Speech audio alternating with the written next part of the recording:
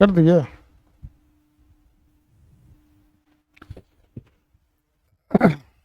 चलिए, रिकॉर्डिंग है ना। चलिए तब, और सब क्या हाल चाल है मेरे प्यारे बच्चों, जल्दी से जुड़े।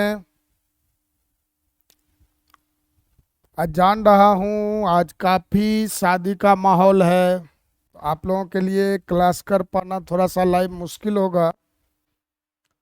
और आज का क्लास थोड़ा इम्पोर्टेंट था, और आप लोगों को डीपीपी करने दिया गया था, आप लोग अब बनाए नहीं हैं या बना है, तो जल्दी से लाइव होंगे तो मालूम हो पाएगी। तब तक के लिए कोई बात नहीं है, आप लोग आराम से रिलैक्स होकर बना लीजिएगा, क्योंकि तीन तीन डीपीपी था, तो उसके लिए परेशान नहीं होना है। हम लोग आज ऐसा करते हैं ना, आगे के कॉन्सेप्ट्स को थोड़ा चर्चा में ले आते हैं, क्योंकि चर्चा करने में तो कोई खर्चा है नहीं, बनाने में भले ही खर्चा हो, कॉपी का, कलम का, समय का। आज ना हम लोग पढ़ते हैं, हम लोग अभी तक जो है समुच्चय सिद्धांत में, सेट थ्योरी में क्या सब पढ़ चुके हैं। तो आपको मालूम ही है कि सेट थ्योरी के अंदर आप लोग समुच्चय किसे कहते हैं, अवयव किसे कहते हैं, इसको जाने हो।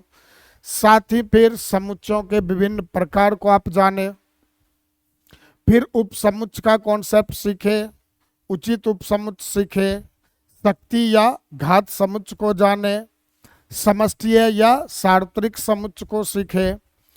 और इसके बाद हम लोग अंतराल की भी बात किए थे। अंतराल मतलब वास्तविक संख्याओं का उपसमुच्चय। और इन सब के बाद फिर हम लोग शुरू किए थे पढ़ना समुच्चयों पर संक्रियाएं। और समुच्चयों पर संक्रियाओं में जो हम लोगों का टॉपिक्स कवर हुआ था, यूनियन था, इंटरसेक्शन था, जिसको कि सम्मिलन और सर्वनिष्ठ कहते हैं। और सर्वनिष्ठ से ही हम लोग कुछ एप्लीकेशन देखे उसका, कि जैसे असंयुक्त समुच्चय और फिर युग्मों में असंयुक्त समुच्चय। उसके बाद फिर हम लोग बात किए थे समुच्चयों के अंतर का।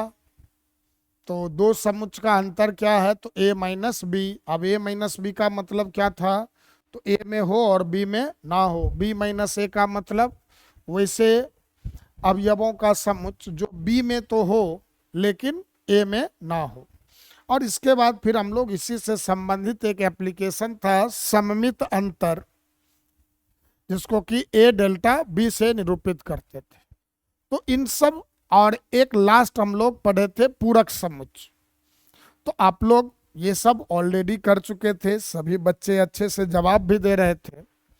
तो आज जो है ना हम लोग आगे बढ़ते हैं उसी पर। जैसे मान लो कि आपसे कहा जाता था ना कि जोड़ना, बच्चा में हम लोग जोड़ना सीखते थे, घटाना सीखते थे। और जब उसी को हम लोग बीज गणित के ऊपर लेकर आए, तो बीज गणित पर जब हम लोग पढ़ना शुरू किए, तो वहां पर आप उन्हीं दो वास्तविक संख्या, जैसे मान लो a है और एक b है। अब a प्लस बी का होल स्क्वायर, तो आपका क्या मिलता था, a square plus 2ab plus B square. तो ये हम लोग क्या बोले इनको, इनका क्या नाम दिए कि वास्तविक संख्याओं का बीजगणित। तो उसी तरह से, और वास्तविक संख्याओं के बीजगणित का नियम कहें, या आप उसी को आइडेंटिटी के भी नाम से, इसको आप क्या कहते थे, सर्वसमिका। अगर ध्यान हो आप लोगों को इस नाम का, तो इसको हम लोग क्या बोलते हैं, सर्वसमिका। या एक इसका नाम क्या था, तादात्म्य भी था। और तादात्म्य को ही अंग्रेजी में हम लोग क्या कहते हैं, आइडेंटिटी। अब एक बात बताओ कि सर आइडेंटिटी है क्या। तो जब भी हम लोग तादात्म्य की बात करें या सर्वसमिका की बात करें, तो उसका ये मतलब है कि जो किसी भी मान के लिए, ठीक, जो क्या कहे, किसी भी मान के लिए सत्य हो, आप उसके बदले कुछ भी रख दो,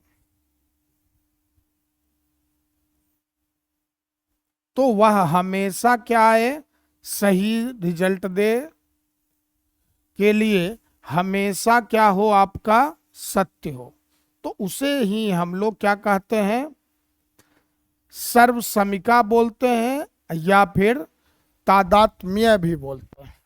समझ गए? इसी का एक नाम और क्या था, सर्वसमिका। सर्व मतलब सभी, ठीक ना, आप ऐसे भी समझ सकते हैं, सर्व का मतलब सभी है और समिका मतलब समान होने की बात करें, जो किसी भी मान के लिए। अब बताओ, क्या हम लोग a प्लस बी का होल स्क्वायर जब लिखते हैं तो क्या आता है, ए स्क्वायर प्लस 2ab और प्लस बी स्क्वायर। तो जब हम लोग ऐसी बात करें कि a प्लस बी का होल स्क्वायर बराबर A square plus 2ab plus B square, तो क्या ए और बी के कुछ मानों के लिए ही ये फॉर्मूला बना हुआ है या ए और बी के सभी मानों के लिए बना हुआ है? तो बोलेंगे कि सर सभी मानों के लिए है। तो ऐसे ही चीज़ों को ऐसे ही सूत्र कह लें, या बीजगणित में आप बहुत सारे तादात्म्य को पढ़े थे, ए माइनस बी का whole square, A square minus B square, A cube plus B cube, A plus B का whole cube, A cube plus B cube plus C cube minus 3abc। तो वो सब आपका बीजगणित का था। अब आज जो हम लोग बात करने वाले हैं वो अपना बात होगा किसके लिए, तो समुच्चयों के लिए, कि समुच्चयों पर इस तरह का क्या क्या सूत्र जो है फॉर्मूला हम लोग लगा सकते हैं। तो यही यहाँ नाम दिया गया है, समुच्चयों पर संक्रियाओं के बीजगणित का नियम। क्या बोलेंगे, समुच्चयों पर संक्रियाओं के बीजगणित का नियम। राजा बोल रहे हैं good evening sir. Good evening Raja. अरे आज इतना ज्यादा शादी है ना, तो मुझे तो लगा कि आज कोई भी बच्चा लाइव हो ही नहीं पाएंगे। तो चलिए राजा, गुड टू सी यू, देख के अच्छा लग रहा है। चलिए अब कुछ तो इंटरेक्शन होगा हम लोगों का। तो आज ना हम लोग बात करेंगे इन्हीं सब का, कि समुच्चयों पर संक्रियाओं के बीजगणित का नियम। जैसे अभी हम लोगों ने कुछ देर पहले डिस्कस करा कि समिका या तादात्म्य हम लोग पढ़ा करते थे बीजगणित के अंदर। तो क्या होता था, वो सभी सूत्र या कहें कि वो सभी उभय पक्षीय व्यंजक, उभय पक्षीय कहने का मतलब जिसके पास LHS भी हो और RHS भी हो, तो वो सभी उभय पक्षीय व्यंजक जो सभी मानों के लिए हमेशा क्या रहे, सत्य रहे। तो ये तो अपना बीजगणित का फॉर्मूला कह लें या नियम कह लें। अब हम लोग बात करते हैं कि समुच्चयों पर ऐसा क्या क्या नियम लग सकता है। तो समुच्चयों पर ऐसे नियम को हम लोग क्या कहते हैं, समुच्चयों पर संक्रियाओं के बीजगणित का नियम। ठीक, law of algebra on sets. चलो अंग्रेजी टू हिंदी हम लोगों को नहीं पढ़ना है, या इंग्लिश टू हिंदी नहीं करने बैठे हैं, या हम लोग मैथ की बात करेंगे। तो सबसे पहला जो नियम हम लोग बात करते हैं तो उसको कहा गया है क्रम विनिमय नियम। अब क्रम विनिमय नियम का क्या अर्थ है, तो जैसे आप लोग बचपन में देखते होंगे कि 2 + 3 करते हैं या फिर 3 + 2 करते हैं, तो बोलते हैं कि सर ये दोनों रिजल्ट क्या है आपका, समान होगा, क्योंकि ये भी आपको उत्तर के रूप में 5 दे रहा है और यह भी आपको रिजल्ट के रूप में या आंसर के रूप में 5 दे रहा है। तो हम लोग देख पा रहे हैं कि ये दोनों रिजल्ट क्या हो गया, बराबर। तो हम लोग क्या कहते हैं कि सर जोड़ जो है, योग, जैसे यहाँ पर आप देख पा रहे हो कौन सा चिन्ह लगा है, ऑपरेशन कौन सा हो रहा है, योग का। तो सर योग जो है किसका पालन करता है, तो क्रम विनिमय नियम का पालन करता है। तो उसी तरह से समुच्चय की जब बात करें हम लोग, कि मान लो 2 समुच्चय है और समुच्चय पर परिभाषित जो ऑपरेशन है आपके, वो आपको पता है कौन सब है। समुच्चय पर परिभाषित ऑपरेशन आपका कौन है, तो सर यूनियन है, इंटरसेक्शन है, माइनस है और पूरक है। ये 4 जो ऑपरेशन है वो समुच्चय पर। और देख लो जो लास्ट का 2 है, ये एक्चुअल में माइनस की भी जब बात करते हैं ना हम लोग, तो ए माइनस बी आपको याद होगा, लिखवाया था मैंने, ए इंटरसेक्शन बी डैश। तो एक्चुअल में ये माइनस भी जो है आपका इंटरसेक्शन ही है। और जो पूरक निकालते थे हम लोग, तो पूरक में तो आप बिल्कुल याद रखें कि पूरक वाले केस में क्या था, जैसे कि मान लो ए का पूरक निकाल रहे हैं तो क्या कहते थे, यूनिवर्सल सेट में हम लोग किसको माइनस करते हैं, ए को। तो यहां भी आप देख पा रहे हो माइनस, अंतर हो रहा है। और अंतर जब होता है तो अंतर भी किससे परिभाषित है, इंटरसेक्शन से। तो मुख्य रूप से अगर हम लोग बात करें तो जो भी नियम, हालांकि हम लोग अलग अलग से उन सबको भी देखेंगे, पूरक को भी और अंतर को भी, लेकिन मुख्य रूप से जो भी अपने ऑपरेशन होते हैं समुच्चय पर, वह कौन है आपका, यूनियन और इंटरसेक्शन। तो अब हम लोग जब क्रम विनिमय नियम की बात करते हैं तो आप हमेशा याद रखें कि आपके पास कोई भी दो समुच्चय हो, मान लो एक ए है और दूसरा क्या है, बी है, तो कहा क्या गया कि आप ए यूनियन बी निकालिए, या फिर आप बी यूनियन ए निकालें।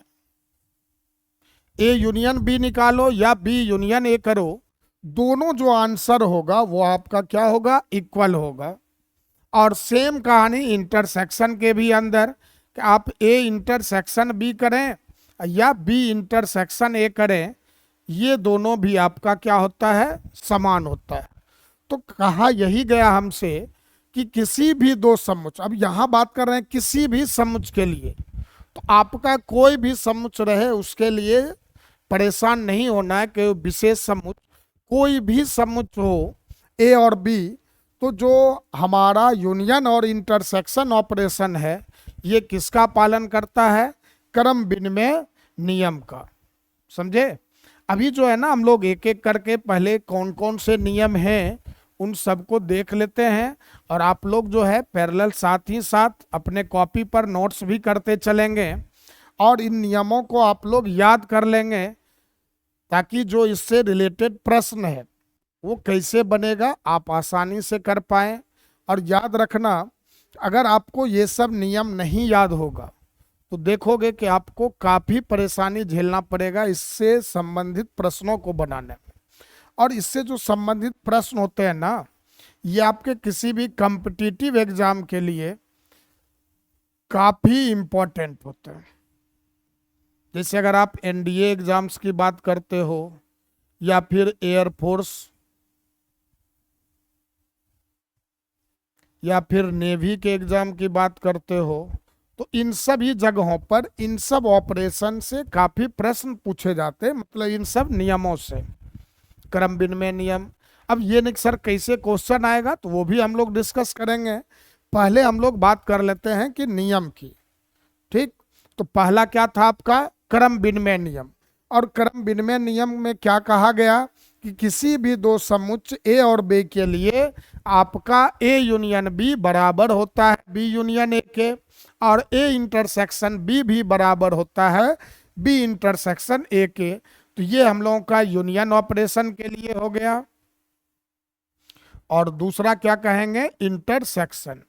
तो आप साधारण शब्दों में यहां से ये समझ सकते हो कि सर यूनियन और इंटरसेक्शन जो है वह आपका किसका पालन करता है, क्रम विनिमय नियम। क्रम विनिमय में आप सीधा समझें, क्रम मतलब उनके आने की स्थिति, कि कौन पहले आ रहा है कौन बाद में आ रहा है, इस स्थिति को ही हम लोग क्या बोलते हैं, क्रम। और विनिमय, विनिमय को आप अंग्रेजी में अगर समझना चाहो तो एक्सचेंज, उनके आने के क्रम को अगर क्या करें हम लोग, बदल दें आपस में, तो क्या होगा, का कुछ नहीं होगा, दोनों का रिजल्ट क्या आएगा, सेम आएगा। तो ए यूनियन बी करें या आप बी यूनियन ए करें, एक ही बात। ए इंटरसेक्शन बी लिखें या आप बी इंटरसेक्शन ए लिखें, दोनों एक ही बात है। तो ये हम लोगों का क्या कहलाता है, क्रम विनिमय नियम। ठीक, चलिए नेक्स्ट हम लोग बात करते हैं। अब इसका भी एग्जाम्पल नहीं करना है, इसका पहले मैं प्रूव करवाऊंगा आप सबको। पहले सभी नियमों को आप लोग इकट्ठा करके लिख लेंगे। दूसरे नियम की हम लोग बात करते हैं। दूसरा कहता है वर्ग सम नियम। ठीक, क्या नाम पड़ा है, वर्ग सम नियम। और उसी को इंग्लिश में आइडेम्पोटेंट लॉ। अब इंग्लिश वाले नाम को आप निश्चित रूप से याद रखें, क्योंकि कल को जब आप आगे के क्लास में जाओगे, मतलब इंटर के बाद, अगर आप मैथ से संबंधित कोई भी पढ़ाई करते हैं तो अच्छे राइटर्स के जो भी बुक हैं वो सभी आपको इंग्लिश में ही लिखे मिलेंगे। तो वहाँ आपको तकलीफ ना हो, चीज़ों को आप इजीली समझ पाएँ कि वर्ग सम नियम है तो उससे क्या मतलब निकल रहा है। तो आपको आइडेम्पोटेंट अगर नाम याद रह गया तो आप इसके प्रॉपर्टीज को इजीली देख पाते हैं, समझ पाएंगे कि इसमें क्या बात होता था। तो कहा क्या कि आपके पास एक कोई समुच्चय ए है, तो किसी भी समुच्चय ए के लिए ए यूनियन ए जब आप करोगे तो आपको रिजल्ट वापस क्या मिलेगा, ए ही मिलेगा। और सेम बात इंटरसेक्शन पर भी है कि अगर आप ए इंटरसेक्शन ए करते हैं तब भी आपको रिजल्ट में क्या मिलता है, ए ही मिलता है। समझे? तो ये आपका कौन सा हो गया, वर्ग सम नियम। ठीक ना? कौन सा नियम बोलेंगे हम लोग, वर्ग सम नियम, कि ए यूनियन ए। अब देखो वर्ग सम क्यों नहीं, वर्ग का मतलब क्या होता है, जैसे हम लोग लिखते हैं एक्स स्क्वायर, तो गुना में आप क्या लिखते थे, एक्स इंटू एक्स लिखते थे ना हम लोग। तो अब एक्स स्क्वायर को एक्स इंटू एक्स लिख रहे हैं। अब यहां पर गुना वर्ग जो आया किस ऑपरेशन के कारण आता है, अक्सर जब गुना करते हैं तब वर्ग का पावर का कहानी आता है। तो आप जैसे यहां पर ऑपरेशन के नाम पर कौन सा प्रयोग किए, गुना का। तो जब किसी संख्या को खुद से गुना करो तो अब देखो तो उसी के समान रिजल्ट मिल जाना। तो यहां यूनियन में जब हम लोग बात करते हैं तो ए का ए के साथ यूनियन जब कर रहे हैं तो वापस क्या मिल जा रहा है, ए ही मिल जा रहा है। और ए का जब ए के साथ इंटरसेक्शन करते हैं तो ए मिल जाता है। तो जो भी संख्याएं या चर इस प्रॉपर्टी, लेकिन यहां हम लोग संख्या की बात नहीं कर रहे हैं, समुच्चय की बात कर रहे हैं। तो किसी भी समुच्चय के लिए आप हमेशा याद रखें ए यूनियन ए का रिजल्ट आपका किसके इक्वल होगा, ए के। और ए इंटरसेक्शन ए का भी रिजल्ट किसके बराबर होगा, ए के ही। बात समझे ना? तो इसे हम लोग किस नाम से जानते हैं, वर्ग सम नियम के नाम से। और याद रखोगे कि ये किसी भी समुच्चय के लिए यह भी परिभाषित है। आप कुछ भी लिखिए, मान लीजिए मैंने लिखा बी यूनियन बी, तो आपका जवाब होगा अक्सर बी होगा। लिख दिया मैंने A dash intersection A dash, तो सर आंसर ए डैश ही आएगा। कुछ भी नाम हो, कोई भी समुच्चय हो, X intersection X, sir X आएगा। Y union Y, sir Y आएगा। B dash union B dash, sir B dash मिलेगा। तो ये जो नियम है, ये रिजल्ट लाने का जो प्रक्रिया है, उसी को हम लोग क्या बोलते हैं, वर्ग सम नियम। ठीक, चलिए अगले आगे बढ़ते हैं हम लोग। अब इसके बाद हम लोग तत्समक नियम की बात करते हैं, आइडेंटिटी लॉ। अब आइडेंटिटी को समझें, जैसे बचपन में आप पढ़ा करते थे योग, तो कहा गया अगर आपसे कि दो में क्या जोड़ दें कि आपको वापस क्या मिले, टू मिले। समझ गए? अगर आपसे पूछूं मैं कि दो में ऐसा कौन सा संख्या जोड़ें तो वापस आपको दो मिल जाए, तो क्या जवाब होगा, जल्दी से बताइए तो राजा, कि दो में किस संख्या को जोड़ें तो वापस आपको दो मिले, बताइए जल्दी।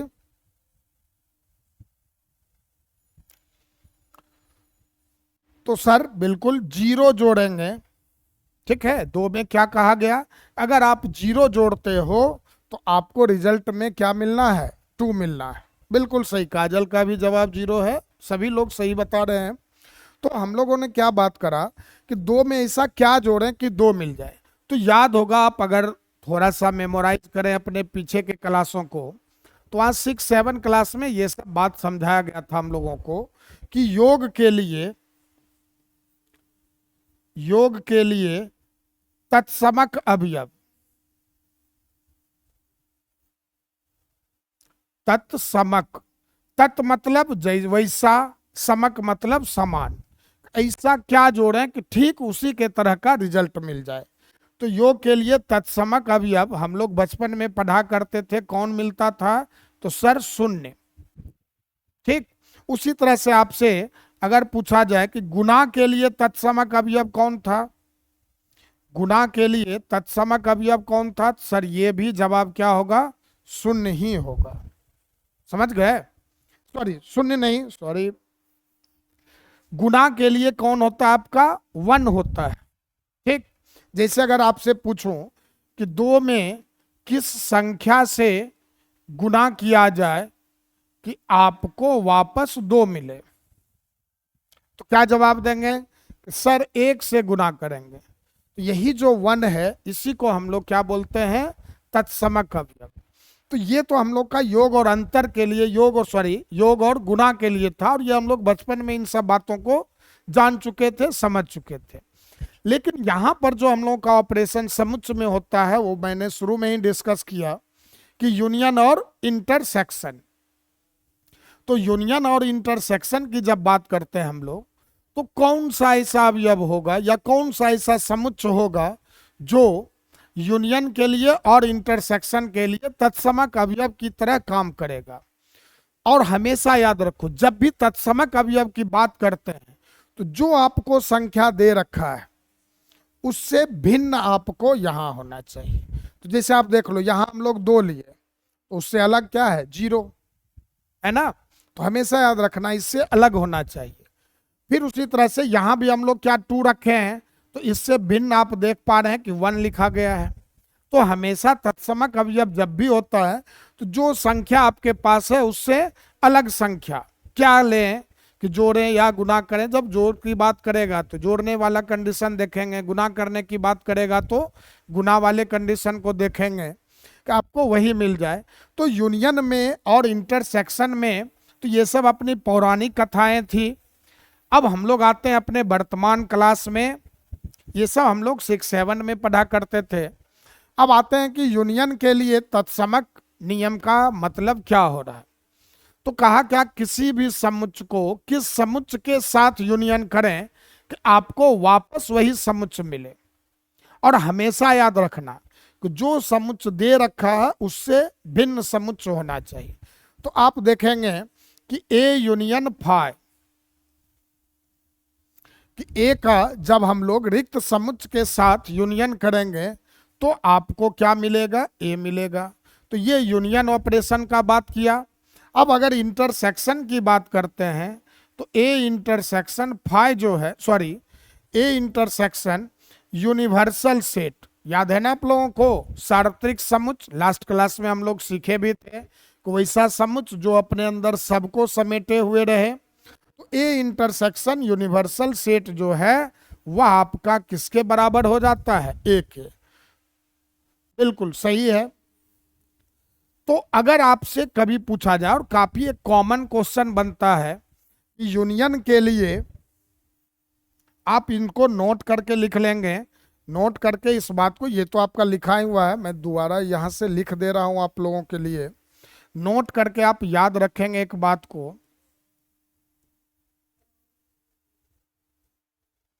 फर्स्ट पॉइंट, कि यूनियन के लिए तत्समक अवयव,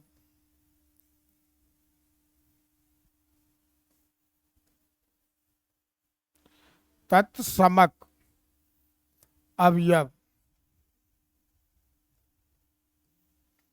कौन होता है, तो सर फाई, रिक्त समुच्चय पढ़े थे ना हम लोग। तो रिक्त समुच्चय को क्या कहा गया है, यूनियन ऑपरेशन के लिए तत्समक अवयव। और दूसरा हम लोग लिखते हैं कि इंटरसेक्शन, अब दोनों का चिन्ह याद है ना, यूनियन यू के तरह लिखते हैं और इंटरसेक्शन उल्टा यू। अब इंटरसेक्शन के लिए तत्समक अवयव कौन,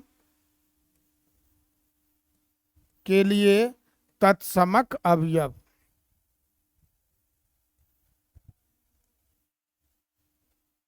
तो क्या होगा, बताएं जल्दी से, यूनिवर्सल सेट सर।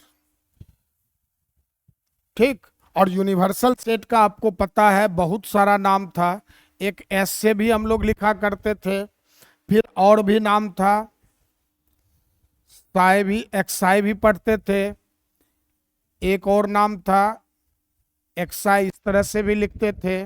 एक और भी नाम था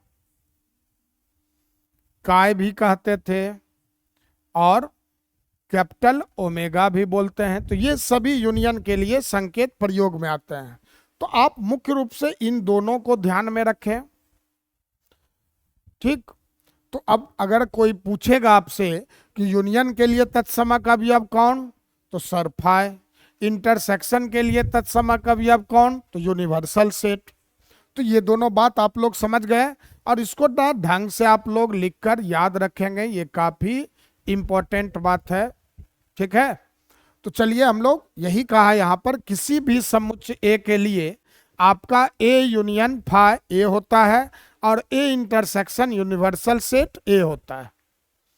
चलिए नेक्स्ट हम लोग नियम की बात करते हैं, सहचर्य नियम।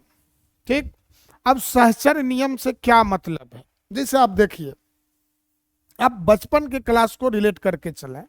जैसे अगर मैं आपसे कहता कि 3 संख्याएं हैं, 2, 3 और 4, अब इनको जोड़ना है, तो जोड़ते समय हम लोग 2 और 3 को पहले जोड़ दें, या फिर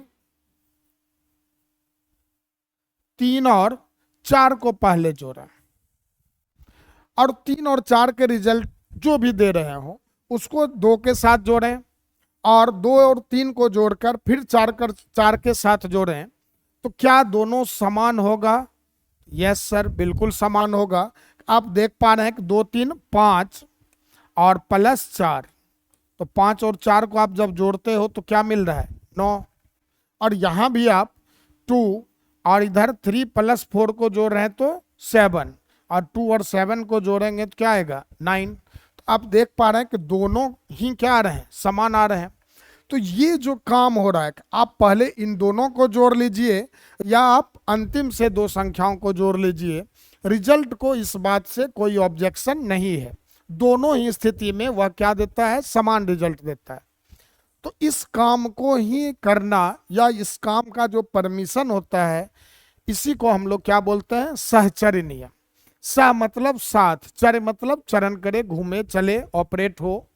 ठीक, तो आपको क्या कहा गया कि यूनियन और इंटरसेक्शन जो है ये आपका सहचर्य नियम का पालन करता है, और हमेशा याद रखना है। बिल्कुल सही राजा, 9 होता।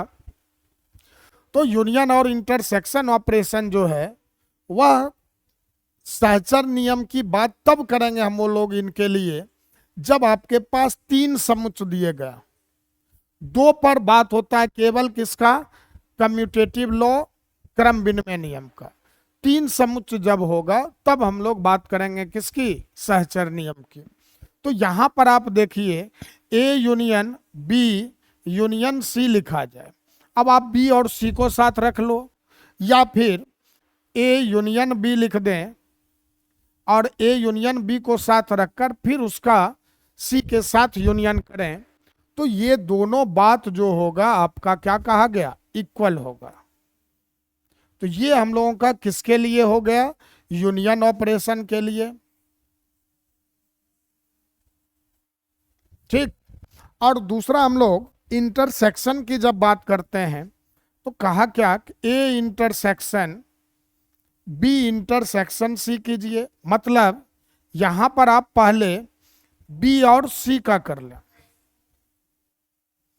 और इधर देखिए आप कि आप ए इंटरसेक्शन बी लिखें, अब फिर इंटरसेक्शन करें सी के साथ, तो ये दोनों रिजल्ट जो होते हैं आपके क्या होते हैं? समान। तो इसको हम लोग क्या बोलेंगे? इंटरसेक्शन के लिए।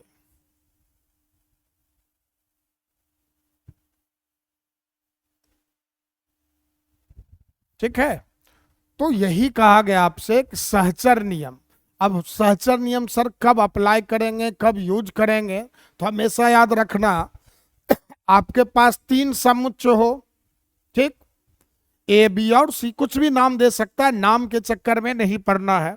अपने देश में काफी मशहूर शायर हुआ करते थे बहुत पुराने समय में, गालिब नाम सुने होंगे आप लोग, गालिब मिर्जा। ठीक, तो जो गालिब मिर्जा थे उनका एक काफी फेमस शेर है कि नाम में क्या रखा है गालिब। तो नाम के पीछे नहीं जाना है, कुछ भी नाम दे दिया जाए सब पर वो लागू होगा। तो कहा यही गया कि सहचर नियम का आप प्रयोग तब कीजिए जब आपके पास तीन समुच्चय हो। ठीक, पहला तो कंडीशन ये, और चिन्ह क्या हो, समान हो। तो आप जब भी देखें तो आप इस तरह से याद रखें कि सहचर के लिए स्व से समान चिन्ह। असमान चिन्ह का मतलब जैसे यूनियन हो या इंटरसेक्शन हो, स्व से समान चिन्ह, और स्व से ही क्या होता है, सहचर्य नियम भी होता है। तो ये याद रखने का एक लॉजिक आप बना सकते हैं अपने दिमाग में कि सहचर नियम का पालन तब प्रयोग तब करेंगे जब समान चिन्ह हो। आप देख पा रहे हैं यूनियन यूनियन, समान चिन्ह, समुच्चय कितने, तीन। तो पहला कंडीशन कि तीन समुच्चय होना चाहिए और चिन्ह क्या होना चाहिए, समान। यूनियन यूनियन लिख रहा हो, यहाँ भी देखें यूनियन यूनियन है तो समान चिन्ह, यहाँ देखें तो इंटरसेक्शन समान चिन्ह है, यहाँ भी आप इंटरसेक्शन देख रहे हैं समान चिन्ह। तो जब कभी भी आपका समान चिन्ह होगा तो आप किसका प्रयोग कर सकते हैं, एसोसिएटिव लॉ, सहचर नियम का। इसमें सर करते क्या है, तो हम लोग अपने जरूरत के हिसाब से ये देखेंगे कि बी और सी को साथ रखना अपने लिए फायदेमंद होता या ए और बी को साथ रखना फायदेमंद होता। तो उस काम को अगर मान लो ये लिख रखा होगा तो आप बदले में ये लिख सकते हो। यही परमिशन आपको कौन देता है, सहचर नियम। तो सहचर नियम समझ चुके होंगे आप लोग। इसको प्रयोग करने के लिए सबसे जरूरी बात क्या है कि चिन्ह समान होना चाहिए। और यह लॉजिक एक बना सकते हैं आप अपने दिमाग में, 100 से समान 100 से सहचर। इससे याद हो जाएगा कि सहचर कब लगना है, तो जब सब चिन्ह समान होगा। चलो हम लोग आगे बढ़ते हैं अब अगले नियम की ओर। तो अगला अब है वितरण या बंटन नियम। ठीक, अब बात करेंगे हम लोग वितरण या बंटन नियम की। अब ये क्या है, तो आप बचपन में पढ़ा करते थे कि 2 गुना 3 जोड़ 4 लिखते थे, और इसको जब हम लोग वितरित करते थे तो कुछ हिस्सा मिलता था कि 2 गुना 3 जोड़ 2 गुना 4। तो यहां आप क्या देख रहे हो कि ये जो बाहर में चिन्ह है ये आपका वितरित हुआ अंदर के चिन्ह पर। या अंदर में क्या था, आपका प्लस था। ठीक है, अब देखें तो आप ये जो है वितरित हो गया किसके ऊपर, प्लस के ऊपर। तो इस काम को, इस तरह के चीजों को हम लोग संख्याओं के लिए बोलते थे कि वितरण नियम। और याद होगा आप लोग को कि जोड़ और घटा जो है गुना के लिए किसका काम करता है, वितरण नियम को संतुष्ट करता है। तो हम लोग अब गुना नहीं जोड़ नहीं पढ़ रहे हैं, यहाँ हम लोग ऑपरेशन कौन सा पढ़ रहे हैं, तो यूनियन और इंटरसेक्शन। तो यूनियन और इंटरसेक्शन में क्या कहा गया कि आपका A union B intersection C अगर है तो हम लोग क्या बोलेंगे कि सर ये आपका हो जाएगा ए यूनियन बी और इंटरसेक्शन ए यूनियन सी। ठीक है, ए यूनियन सी। तो यहां देखो आप कि ये जो बाहर वाला यूनियन था ये वितरित हो गया आपका किसके ऊपर, इंटरसेक्शन के ऊपर। तो इस तरह के बातों को हम लोग कहते भी हैं कि यूनियन वितरित हो रहा है, यूनियन का वितरण हो रहा है। अब यूनियन को आप संक्षेप में भी संकेत द्वारा भी लिख सकते हो, यूनियन का वितरण। वितरण मतलब बंटना। आप देख पा रहे हैं ना कि यूनियन दोनों जगहों पर बंट गया। ठीक, यूनियन का वितरण हो रहा है किस पर, इंटरसेक्शन पर। ठीक, तो ये आपका पहला नियम बता रहा है कि A union B intersection C क्या होगा, तो A union B intersection A union C. अब इसी बात को हम लोग यहां समझे हैं। अब दूसरे को अगर देखें तो इसमें आपका क्या हो रहा है कि sir A intersection B union C जब है तो ए इंटरसेक्शन बी यूनियन क्या हो जा रहा है, ए इंटरसेक्शन सी। इसमें हम लोग क्या बोलेंगे कि इंटरसेक्शन का वितरण हो रहा है किस पर, यूनियन पर। किस पर, तो यूनियन पर। समझ गए। तो इस नियम को हम लोग बोलेंगे इंटरसेक्शन का वितरण यूनियन पर, और ऊपर वाला जो है उसमें क्या हो रहा है आपका, यूनियन वितरित हो रहा है किस पर, इंटरसेक्शन पर। अब सर वितरण नियम का पालन कब होगा, कब हम लोग प्रयोग करेंगे, तो यहाँ भी आप देख लें तीन समुच्चय की ये भी बात कर रहा है, ए बी और सी, और यहाँ आप देख पा रहे हो कि हर जगह तीन समुच्चय का चर्चा भी किया गया है, ए का, बी का और सी का। तो कभी भी तीन समुच्चय हो तो आपको अब दो कंफ्यूजन होगा कि सर सहचर नियम लगाएं कि वितरण नियम का प्रयोग करें। तो अब लॉजिक समझ लीजिए याद रखने का,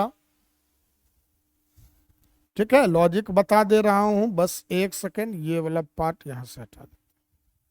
तो देखो वितरण जो प्रारंभ हो रहा है वी से,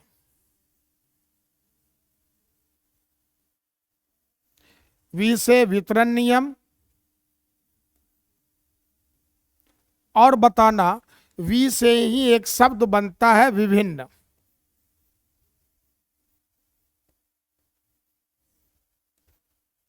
ठीक है, वी से वितरण नियम भी और वी से ही क्या बनता है आपका, विभिन्न। तो जब चिन्ह विभिन्न हो, आप देख पा रहे होंगे यहां क्या है, यूनियन और यहां इंटरसेक्शन। तो जब भी चिन्ह अलग अलग हो, विभिन्न हो, तो वहां याद रखोगे किसका प्रयोग होगा, वितरण नियम का होगा। तो यही आपको लॉजिक यहाँ क्या हो गया, और इसको ना आप लोग थोड़ा सा ढंग से दिमाग में रखकर चलेंगे। ठीक, ये सब लॉजिकल बातें हैं, इसको जितने अच्छे से दिमाग में रखोगे जब जरूरत होगा तो काम करना आपके लिए आसान होगा। तो वी से वितरण नियम और वी से ही क्या मिलता है, विभिन्न चिन्ह। तो जब भी चिन्ह विभिन्न हो, अलग अलग हो, यूनियन इंटरसेक्शन एक साथ आ जाए, आप देख पा रहे हैं कि यहाँ आ रहा है, और कौन सा हो, तीन सेट हो। अब कंफ्यूजन नहीं होगा कि तीन सेट रहने पर दो नियम था, एक सहचर नियम, दूसरा वितरण नियम। सहचर नियम का प्रयोग कब करेंगे काजल, बताएं तो राजा, सहचर नियम का प्रयोग हम लोग कब करेंगे, जल्दी से कमेंट कीजिए। अभी जस्ट आप लोग पीछे पढ़े थे, लॉजिक दिमाग में रखना है ताकि आगे चलकर आपको यूज करने में कोई प्रॉब्लम ना आए। सहचर नियम का यूज कब करना होता है बताइए।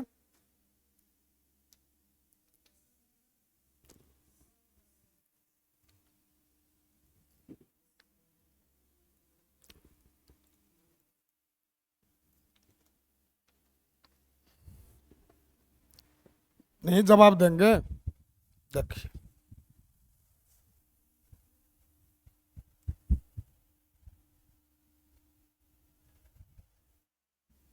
आया, स्व से समान चिन्ह, स्व से सहचर नियम। तो जब चिन्ह समान हो, ठीक है, तो वहां हम लोग क्या करते हैं, सहचर नियम का पालन। और दूसरा वितरण नियम का क्या बोला मैंने, वी से वितरण और वी से विभिन्न। तो जब चिन्ह विभिन्न होगा तो आप किसका प्रयोग करेंगे, वितरण नियम का। बात समझ में आ गया, चलिए तो आगे बढ़ा जाए।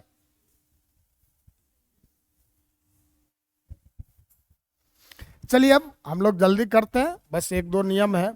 पूरक नियम, ठीक है, ये भी अपने लिए काफी जरूरी है। यह सर समान हो, बिल्कुल। तो सहचर नियम समान चिन्ह पर, वितरण नियम विभिन्न चिन्ह पर, यही इसका लॉजिक है याद रखने का।